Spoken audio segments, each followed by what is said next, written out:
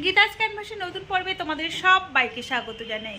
এখন বাজে সকাল 11টা আর আমি 11টা থেকে ব্লগটা শুরু করলাম। তো আমি সকাল সকাল কিন্তু উঠে পড়েছি, মোটামুটি 6:30 নাগাদ উঠেছিলাম।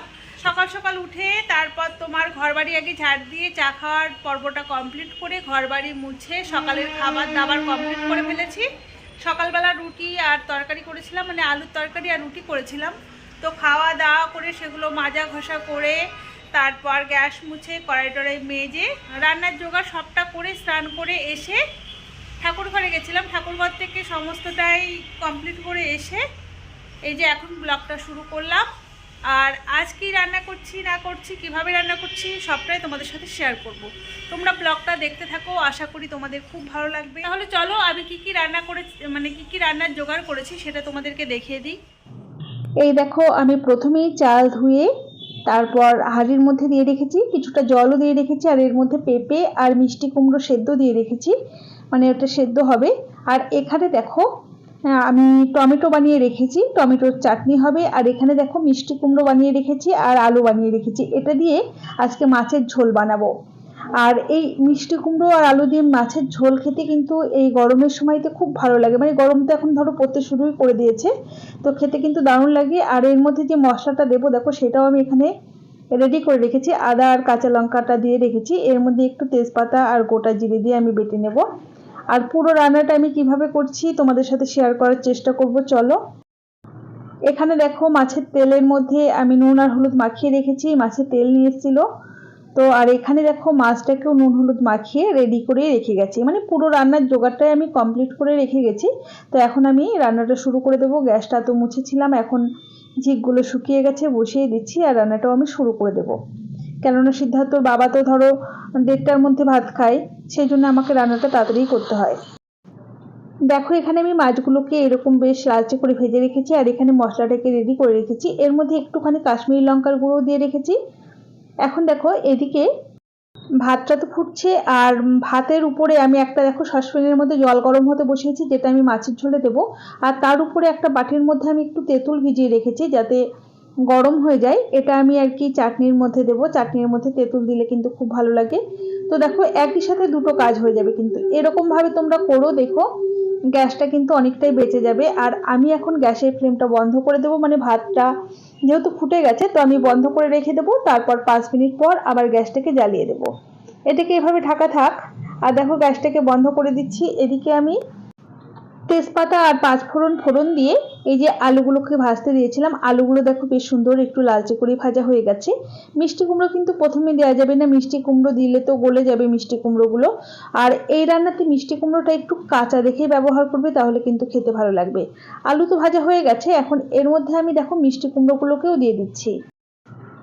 এক হাতে ফোন ধরে তারপর আর এক হাতে রান্না করাটা খুব ডিফিকাল্ট ব্যাপার একটা আমার কাছে আর কি। একটা স্ট্যান্ডে বসিয়ে রাখলে কিন্তু রান্নাটা দেখানো যায়, কিন্তু কিন্তু সেক্ষেত্রে ভিডিওটা অনেক বড় হয়ে যাবে, আমাকে অনেক সময় ধরে এডিট করতে হবে আর কি। তো আমি রান্নাটা তোমাদেরকে দেখাচ্ছি। দেখো কুমড়োটাও একটু ভাজা ভাজা করে নিলাম আলুর সাথে।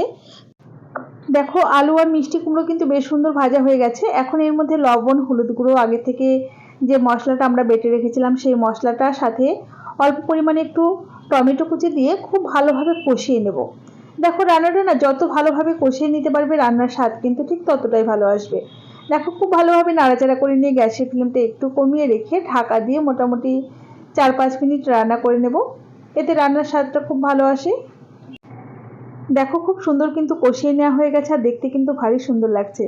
এখন এর মধ্যে দিয়ে দেবো আমি পরিমাণ মতো গরম জল। আমি যে জলটা আর কি ভাতের হাঁড়ির উপরে বসিয়ে রেখেছিলাম সেই জলটা তো গরম হয়ে গেছে, সেই জলটাই আমি এর মধ্যে দিয়ে দেবো। তাহলে তোমরা নিশ্চয়ই বুঝতে পারছো যে জলটা এদিকে গরমও হয়ে গেল, এদিকে ভাতটাও হচ্ছে, আমার রান্নাটা কিন্তু খুব তাড়াতাড়ি হয়ে যাবে। তোমরা এরকম ভাবে করো, দেখো খুব তাড়াতাড়ি রান্না হয়ে যাবে, গ্যাসটাও অনেকটা কম ফুরাবে। দেখো আমি বেশ কিছুটা ঝোলও দিয়েছি, যেহেতু একটা ঝোল তরকারি দিয়েই খাওয়া, তার সাথে আরও কিছু করেছি সেগুলো দেখাবো।